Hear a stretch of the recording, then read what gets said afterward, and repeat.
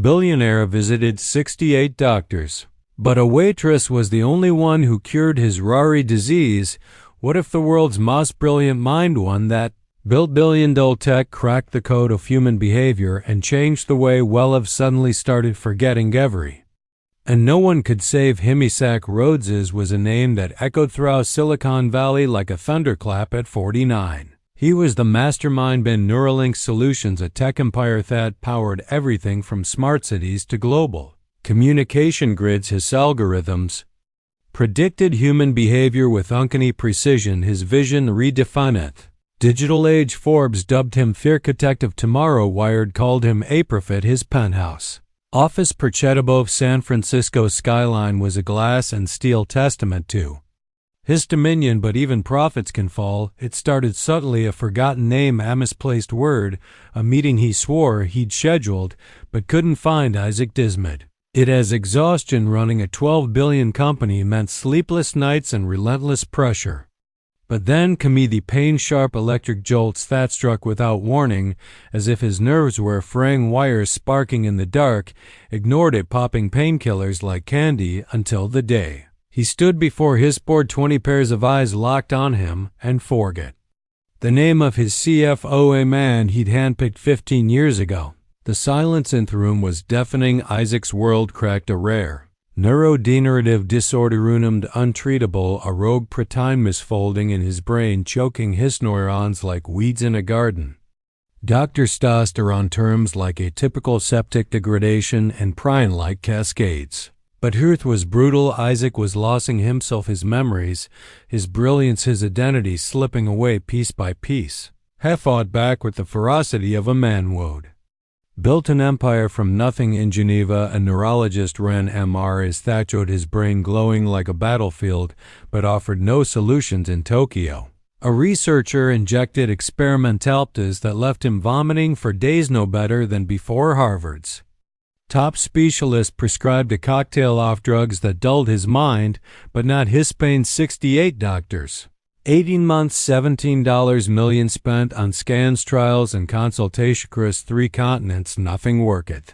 Tremors in his hands worsened. Heckled, barely sign his name. His Mauritius first startup at 22. His daughter Lila's first steps faded into a gray fog. The pain came in waves, unpredictable and vicious, like a storm inside his skull. Isaac's world shrank. His office, once a throne, became a cage. His staff whisper had been closed doors, their loyalty fraying. His competitors circled, sensing witness. Leela, now 22 and arranged after years of his absence, stopped answering his calls. Friends faded into polite text, then silence. The empire he'd built stood tall, but the man behind it was crumbling. One night, staring at a bottle of pills that promised relief but delivered only nausea, Isaac broke. No more hospitals, no more sterile rooms with sterile answers. He packed a single-bag jeans, a hoodie, no trace of the tailored suits that defined him, rented a beat-up sedan, and drove west from San Francisco.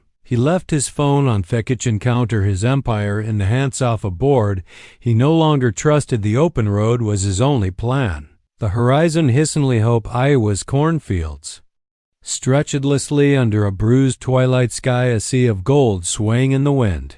Isaac drove until his eyes burned, until the hum of the engine was the only thing keeping him tethered to reality. Hunger gnawed at his stomach, but it was the disorientation that terrified him. Heckled and remember the last town he'd passed.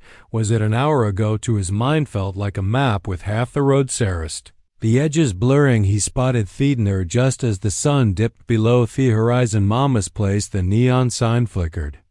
Half its letters burned out. Derelict from a world that progress forgot. Building was weathered, peeling paint, cracked red vinyl booths. A jukebox in the corner. It sat alone on a 2-lane road surrounded by cornfields, as if the world had moved on without it. Inside, the air smelled of grease, coffee, and something warm like fresh bread. A woman behind the counter looked up. Evening, she said, her voice soft but worn, like she'd carried many late shifts. Her name is Sophia. She weighs about 30, with dark hair pulled into a messy bun, olive skin, and eyes that held stories she didn't tell. Her smile was small, kind, untouched by the Ambition that defined Isaac's world. You look like you could use some soup, she said, sliding a laminated menu across the counter. Isaac didn't argue. He hadn't eaten all day, and the thought of food felt like a lifeline. The soup arrived on a chipped ceramic bowl steaming with feasting of herbs and earth, carrot, celery, and something richer bone broth, golden with turmeric laced with a faint mushroomy depth. My mother's recipe, Sophia said, setting it down. She used to make it for folks who were struggling. Zaid, it could bring back little pieces off who they were. He took a spoonful. It was simple, unpretentious broth, vegetables, a hint of ginger, something earthy, but it warmed him in a way that went beyond hunger. The fog in his head didn't lift, but it parted just enough for him to feel present the pain in his nerves, usually a constant scream, quieted to a murmur. He ate slowly, savoring each bite, and for the first time in months, heffled a flicker of himself that night. In a $40 motel room with a sagging mattress and a flickering lamp, Isaac slept enough fitful naps he'd grown used to, interrupted by pain or nightmares, but a deep dream-filled sleep. He saw his childhood dog, Max, chasing a tennis ball across a field. He saw his mother's hands, floured and strong, kneading dough in their old kitchen. He saw Layla, 5 years old, laughing as he pushed her on a swing. The memories were vivid, sharp, like they'd been locked away and someone had turned the key. He returned to the dinner the next day and the next. Each time Sophia greeted him with that same tired smile, that same bowl of soup. She didn't ask why. A man in a $2 coat was eating alone in a nowhere diner. Just refilled his coffee, talked about the corn harvest or the stray cat that kept sneaking into the kitchen, and let him be. Sometimes she'd hummed softly as she worked a melody Isaac couldn't lace, but felt like home. Isaac's symptoms didn't vanish, but they softened. Tremors in his hands eased. He could hold his spoon without spilling. Phantom pain dulled to a whisper. His doubts, once scattered like leaves in a storm, began to settle. He started carrying a notebook, jotting down memories as they surfaced. His first Linioff code at 14, written on a clunky Commodore 64. The smell of rain on his college campus, the sound of Lila's voice of key, but joyful at her school play. The fog was still there, but it was thinner, and for the first time in 18 months, heffled a spark of hope that after 2 weeks' curiosity burned through Isaac's head. Spent millions on treatments that failed, yet the $6 bowl of soup was doing what no doctor could. What's in this? He asked Sophia one evening, pointing to the empty bowl, his voice rough from dessous. She shrugged, wiping the counter with a rag. Just stuff my mom used to make. She was a nurse, not the fancy kind, but the kind who sat with people when they were fading. She always said food could do more than medicine. Sometimes told me about her, Isaac said, leaning forward. It was the most he'd spoken in weeks, maybe months. Sophia hesitated and sat across from him, her apron smudged with flour. Her mother, Maria Alvarez, had been a hospice nurse in the same small town, a place called Eldridge, Iowa. Born in a village in Oxa, Mexico, Maria grew up learning herbal remedies from her grandmother, teas for fever, salves for pain, soups for the soul. When she became a nurse, she blended those traditions with her training, creating recipes for her patients. Soups, tinctures, even simple broths, nothing flashy, nothing patented, just care distilled into something you could taste. She used to say, the body remembers how to heal if you give it the right tools. Sophia said, her voice soft but steady. Doctors didn't like her much, called her a witch. Doctors said her stuff was unproven, but her patients, they'd smile. Even at the end, they'd remember their kids' names or a song from when they were young. It wasn't a cure, but it was something. Isaac's pulse quickened. What was in her soup? Sophia listed the ingredients like a litany: bone broth for collagen and minerals, turmeric for inflammation, rye and lion's mane mushrooms for neural support, ginger for warmth, rosemary for memory, garlic for immunity, a pinch of black pepper to bind it all. She swore by it for Alzheimer's patients, stroke survivors. Anyone whose mind was slipping said it wouldn't fix them, but it could give them a little more time to be themselves. Isaac scribbled the ingredients in his notebook, his hand steadier than it had been in months. He'd spent his career solving problems with data, with logic, but This was something else, something older, wiser, ignored by Thorold. He didn't believe in miracles, but he believed in patterns, and the pattern was clear. The soup was helping him, not curing him, but giving him back pieces of himself he thought were gone. He started asking more questions, gently at first, then eagerly. Sophia shared stories of Mari's patients, a farmer who remembered his wife's birthday.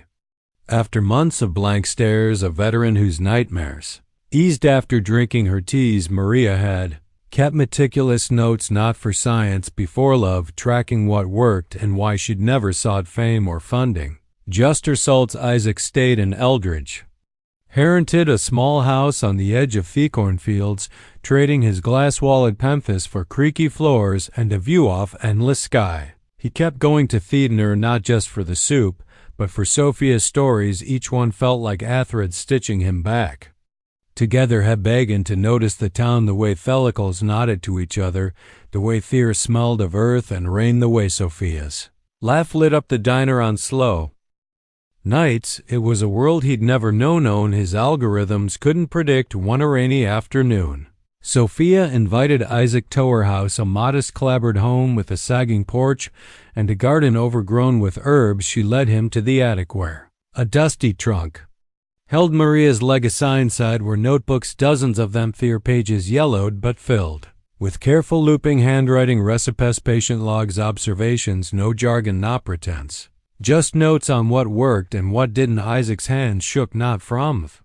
disease but from awe, as he read an entry from 1998, a man 62, with symptoms like his memory loss, nerve pain, confusion. After 3 months of Maria's soups and teas, he regained enough clarity to write his own will, to tell his son he loved him. He'd a year later, but his family said had bent himself again, if only for a while. There were others, a woman with Parkinson's, whose tremors steadied, a stroke survivor who spoke in full sentences again, a veteran whose Pete's nightmares softened. Maria hadn't cured them, she'd never claimed to, but she'd given them time, dignity, moments. Since the medical world couldn't. Isaac looked at Sophia, her eyes glistening as she traced her mother's handwriting.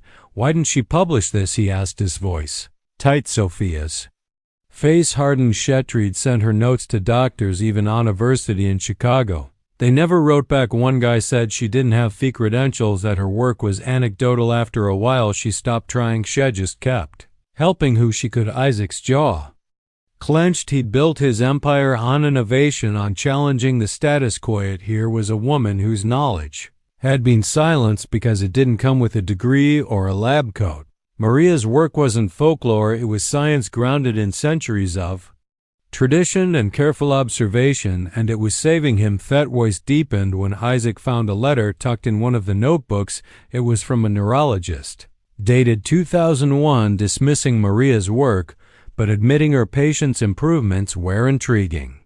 The letter ended with a suggestion: send her recipes to a pharmaceutical company for proper testing. Maria had scrolled a note in the margin: they'll bury it, they want Pilsnet soup. Isaac's blood ran cold. The medical world hadn't just ignored Maria, feed actively suppressed her.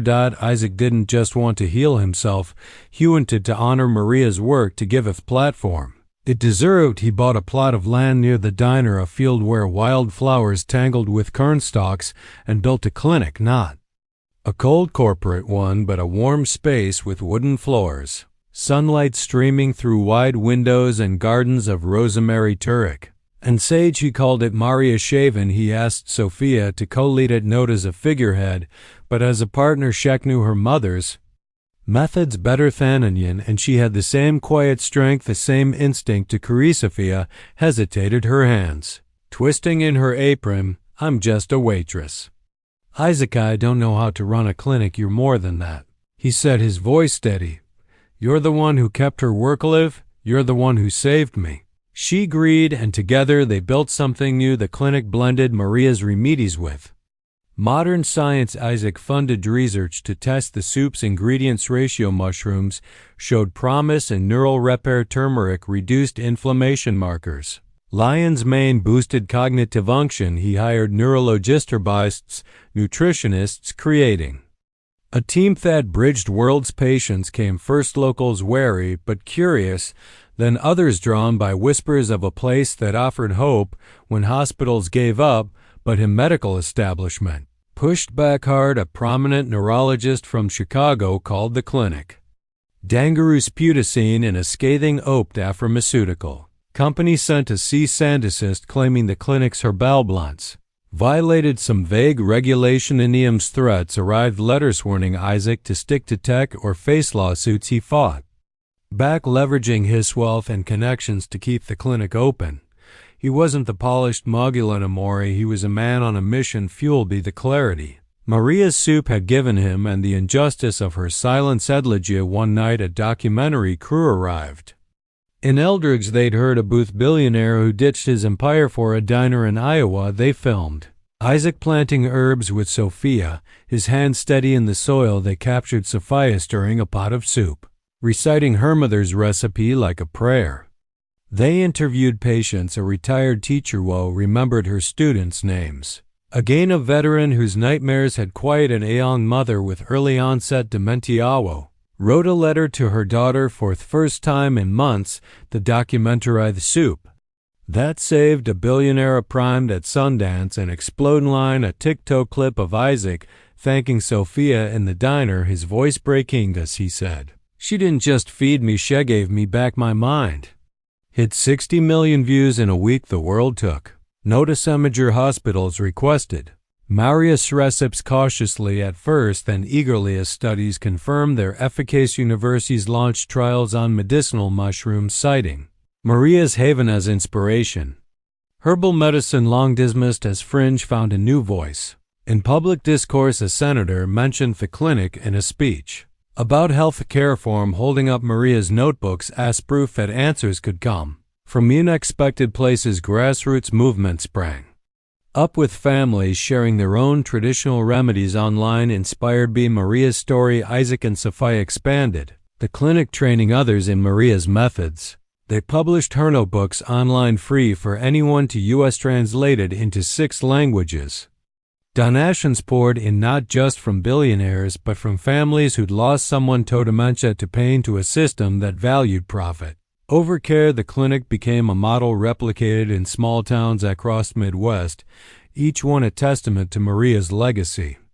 Isaac's symptoms never fully disappeared. The disease was still fear, a shadow in his brain, but he had clarity now, enough to live, to build, to mend what was broken.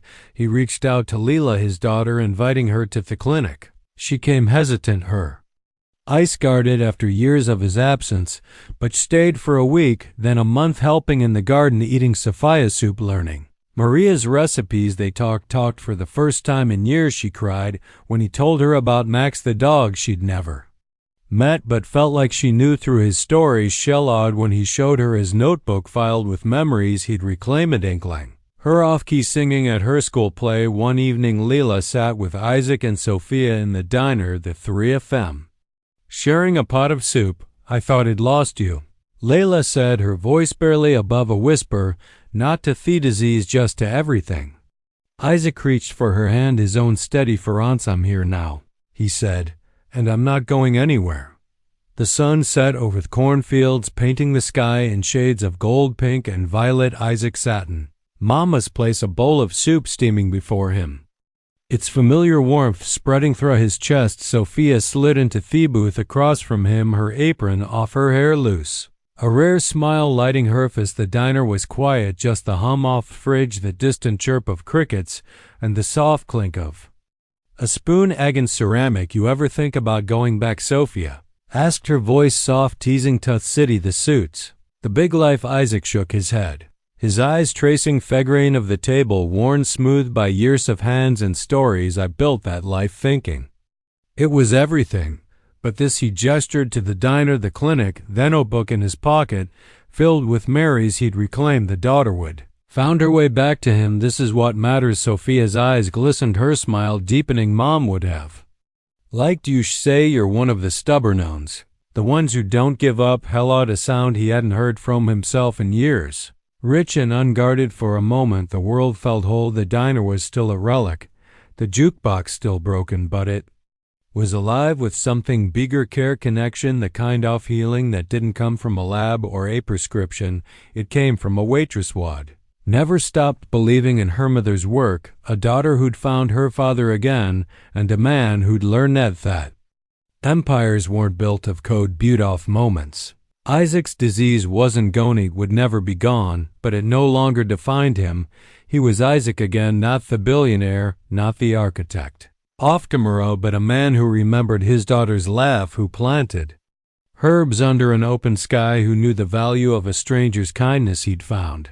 A purpose in it, in reshaping the world, but in rebuilding himself, one memory, one bowl of soup, one day at a time. As the stars emerged above the cornfields, Isaac took a sip of soup, its warmth grounding him, closed his eyes, and for the first time in years he wasn't afraid.